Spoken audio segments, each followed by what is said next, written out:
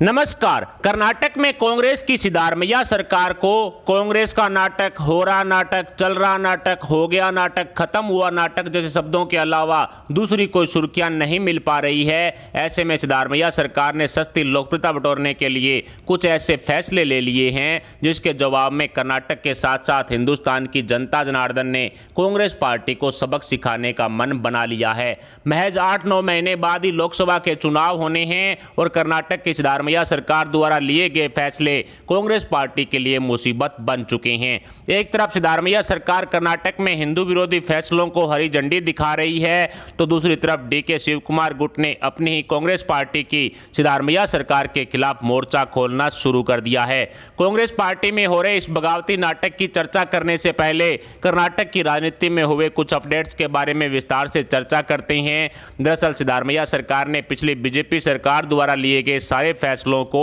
रद्द करने वाला डिसीजन लिया है, जिसमें गो हत्या रोकथाम कानून को खत्म करने, जबरन धर्मांतरण अधिनियम को बैन करने, शिक्षा नीति में बदलाव करते हुए हिंदू राष्ट्र भगत और राजा महाराजाओं का चैप्टर किताबों से हटाने, आरएसएस और बजरंग दल पर प्रतिबंध लगाने जैसे फैसले लिए हैं जो लोकसभा चुनाव 2024 में कांग्रेस के लिए सबसे बड़ी मुसीबत बनकर सामने आएंगे। हालांकि सिद्धारमैया सरकार द्वारा उठाए गए इन कदमों का कांग्रेस के अनेकों विधायकों ने अपना विरोध भी जताया है, लेकिन कर्नाटक कांग्रेस के इन विधायकों का ये विरोध एक ड्रामा मात्र है, क्योंकि अपने अपने विधानसभा क्षेत्र में कांग्रेस के हिंदू मतदाताओं का विरोध झेलने के डर से दबे पांव सिद्धारमैया सरकार के इन फैसलों का कांग्रेस के कुछ विधायकों द्वारा विरोध किया जा रहा है। खैर, हिंदू विरोधी फैसले लेने के साथ साथ कांग्रेस की 5 गारंटियों के सुपर डुपर फ्लॉप होने से भी कर्नाटक की जनता जनार्दन में कांग्रेस के खिलाफ रोष व्याप्त है, क्योंकि कर्नाटक की सिद्धारमैया सरकार ने अनेकों शर्तें लगाते हुए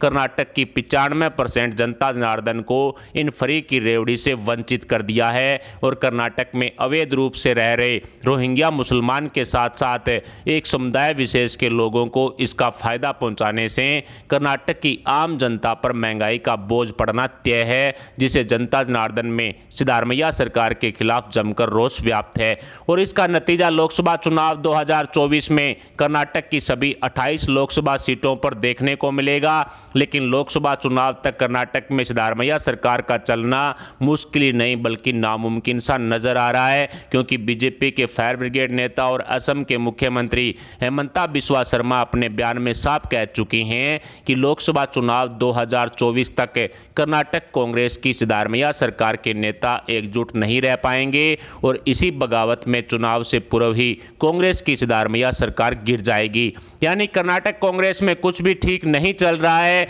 डीके और सिद्धारमैया गुट में कर्नाटक की सीएम गद्दी पर आपसी तनातनी जारी है। कर्नाटक में विधानसभा चुनाव जीतने के लिए कांग्रेस पार्टी ने डीके शिव कुमार के नाम का खूब इस्तेमाल किया, लेकिन मुख्यमंत्री की गद्दी पर बैठाने का इनाम देने की जब बारी आई तो डीके को दरकिनार करते हुए सिद्धारमैया को सीएम गद्दी पर बैठाने का फैसला कांग्रेस आला कमान ने ले लिया, जिससे डीके काफी नाखुश नजर आए। और अब डीके अपने बयान में साफ कह चुके हैं कि थोड़े ही समय की बात है जब कर्नाटक की राजनीति में डीके के समर्थक डीके शिव कुमार को मुख्यमंत्री की गद्दी पर बैठा हुआ देखेंगे। आखिर डीके शिव कुमार ने अपने समर्थकों को धैर्य रखने और जल्द ही डीके को सीएम गद्दी पर बैठे देखने वाला बयान क्यों दिया है, इस पर कई तरह के सवाल उठ खड़े हुए हैं, क्योंकि डीके की बगावत बगैर डीके के इस बयान को अन्य किसी भी तरह से सच साबित नहीं किया जा सकता। तो ऐसे में क्या डीके अब अपने प्लान बी और प्लान सी पर काम शुरू कर चुके हैं,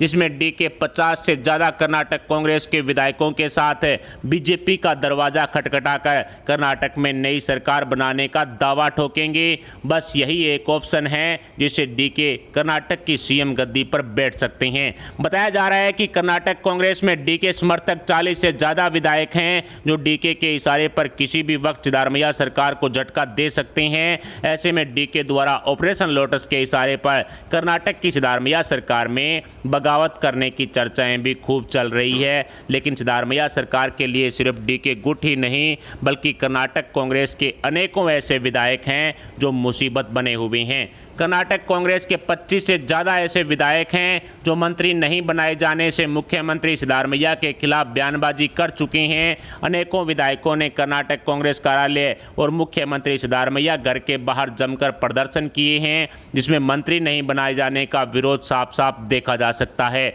डीके गुट के साथ साथ मंत्री नहीं बनाए जाने से नाराज कांग्रेस के विधायकों की बगावत और चुनाव से ठीक पूर्व बीजेपी छोड़कर कांग्रेस में शामिल होने वाले नेताओं ने भी घर वापसी का मन बना लिया है। ऐसे में सिद्धारमैया सरकार की मुश्किलें दिनों दिन बढ़ती जा रही है और असम के मुख्यमंत्री हेमंता बिस्वा शर्मा की तरफ से दिए गए बयान में सच्चाई नजर आने लगी है। चुनाव के दौरान बीजेपी छोड़कर नए नए कांग्रेस के नेता बनने वाले पूर्व मुख्यमंत्री जगदीश शेट्टार और पूर्व उप मुख्यमंत्री लक्ष्मण सावदी ने भी कर्नाटक कांग्रेस में चल रहे हाई वोल्टेज ड्रामे से तंग आकर घर वापसी करने जैसे संकेत देने शुरू कर दिए हैं, क्योंकि सीएम और डिप्टी सीएम की गद्दी पर बैठने वालों को सिद्धारमैया सरकार में छोटा मोटा मंत्री भी नहीं बनाया गया है, जिससे तंग आकर जगदीश शेट्टार और लक्ष्मण सावदी ने कर्नाटक कांग्रेस के नाराज विधायकों में सेंधमारी करने का काम शुरू कर दिया है, जिससे दोनों ही नेताओं की घर वापसी करने जैसी चर्चाएं तेज हो चुकी है।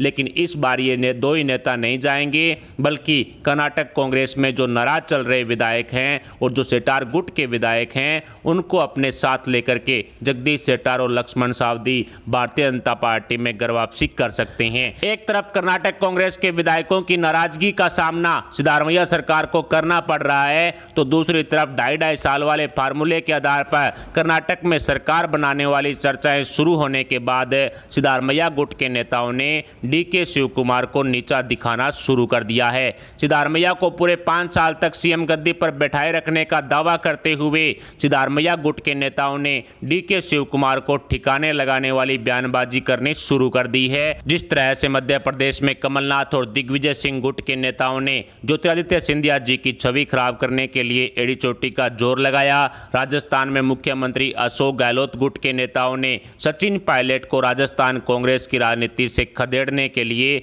अब तक जो बयानबाजी की, छत्तीसगढ़ में मुख्यमंत्री भूपेश बघेल गुट के नेताओं ने कांग्रेस नेता टीएस सिंहदेव के खिलाफ जो मोर्चा खोला, पंजाब में पूर्व मुख्यमंत्री कैप्टन अमरिंदर सिंह को कांग्रेस पार्टी से बाहर निकालने के लिए नवजोत सिंह सिद्धू, चरणजीत सिंह चन्नी जैसे नेताओं ने मोर्चा खोला, उसी तरह से कर्नाटक में सीएम सिद्धारमैया गुट के नेताओं ने डीके शिव कुमार को ठिकाने लगाने के लिए चालें चलनी शुरू कर दी है। ऐसे में डीके का अगला कदम क्या होगा, इसका अनुमान ज्योतिरादित्य सिंधिया जी, सचिन पायलट, टीएस सिंहदेव, कैप्टन अमरिंदर सिंह जैसे नेताओं द्वारा उठाए गए कदमों से लगाया जा सकता है। ये तो सिर्फ वो नाम हैं जो कांग्रेस से बगावत करने वाले नेताओं में हाईलाइट हुए, लेकिन कांग्रेस के 50-50 साल से पुराने नेता भी पार्टी छोड़ चुके हैं, जिनमें जम्मू कश्मीर के गुलाम नबी आज़ाद का नाम सबसे ऊपर है। ऐसे में डीके के राजनीतिक भविष्य और डीके के मुख्यमंत्री बनने वाले सपने को ध्यान में रखा जाए तो अब डीके शिव कुमार भी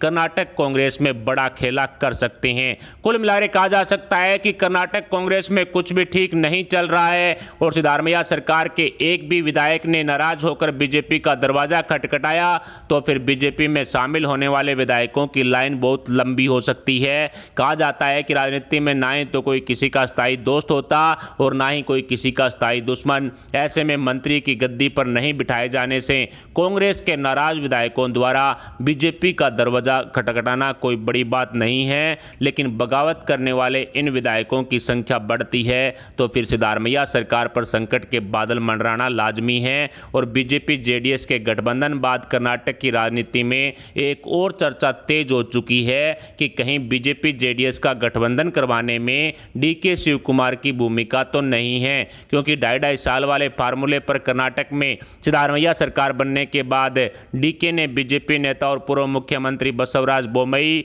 बीजेपी के दूसरे वरिष्ठ नेता एसएम कृष्णन से बेंगलुरु में एक सीक्रेट बैठक की थी और उसके बाद डीके ने जेडीएस नेता और पूर्व प्रधानमंत्री एचडी देवगौड़ा से भी मुलाकात की, जिसके तुरंत बाद कर्नाटक के साथ साथ पूरे हिंदुस्तान की राजनीति में बीजेपी और जेडीएस के बीच गठबंधन होने की चर्चाएं तेज हो गई। तो ऐसे में कहीं ना कहीं डीके शिव कुमार की इस गठबंधन को लेकर जो भूमिका है उस पर सवाल उठने शुरू हो चुके हैं। अब कहा जा रहा है कि डीके शिव कुमार भारतीय जनता पार्टी के साथ मिलकर कर्नाटक में खुद है वो सीएम गद्दी पर बैठना चाहते हैं। इसके लिए ज़रूरी हो जाता है कि कम से कम 40 से 45 विधायक हैं जो कांग्रेस से बगावत करे, और जिस तरह से 60-65 विधायक हैं जो बीजेपी के हैं, 19 विधायक हैं वो जेडीएस के हैं, उनको मिला दिया जाए तो कांग्रेस में बगावत करने वाले विधायकों की संख्या कम होगी तो भी काम चल जाएगा। इसलिए बताया जा रहा है कि डीके शिव कुमार के इशारे पर या फिर उनकी मेहनत का ही फल है कि बीजेपी और जेडीएस का कर्नाटक में जो गठबंधन हो चुका है। कुल मिलाकर कहा जा सकता है कि जेडीएस और बीजेपी के गठबंधन से शिव कुमार को बहुत बड़ा फायदा होने की उम्मीद है। और जिस तरह से कर्नाटक की राजनीति में सिद्धारमैया सरकार के खिलाफ कांग्रेस के विधायकों ने हल्ला बोल रखा है, जिस तरह से कांग्रेस के जो नाराज विधायक हैं, मंत्री नहीं बनाए जाने से नाराज विधायक हैं, उन्होंने सिद्धारमैया सरकार के खिलाफ जो मोर्चा खोल रखा है, उससे यह साफ हो चुका है कि आने वाले समय में कर्नाटक कांग्रेस की राजनीति में एक बहुत बड़ा बदलाव देखने को मिल सकता है। सिद्धारमैया सरकार को 5 साल अपना कार्यकाल पूरा करने में बहुत जोर आएगा, क्योंकि कांग्रेस के नेता हैं वो एकजुट नहीं रह पा रहे हैं, टिक नहीं पा रहे हैं, जिसकी वजह से जो काफी बवाल है वो कर्नाटक कांग्रेस में देखा जा रहा है। फिलहाल कर्नाटक कांग्रेस में चल रहे इस बवाल पर आपके क्या विचार हैं? क्या डीके शिव कुमार की मेहनत रही कि बीजेपी जेडीएस ने गठबंधन कर लिया? क्या डीके शिव कुमार अब कांग्रेस को झटका देंगे? इस पर आप अपने विचार हमें कमेंट बॉक्स में जरूर बताएं। साथ ही वीडियो को लाइक करके हमारे चैनल को सब्सक्राइब जरूर कर लें। अभी के लिए इतना है, मिलते हैं अगली वीडियो अपडेट अगली न्यूज़ वाली खबर के साथ। तब तक के लिए जय हिंद, जय भारत।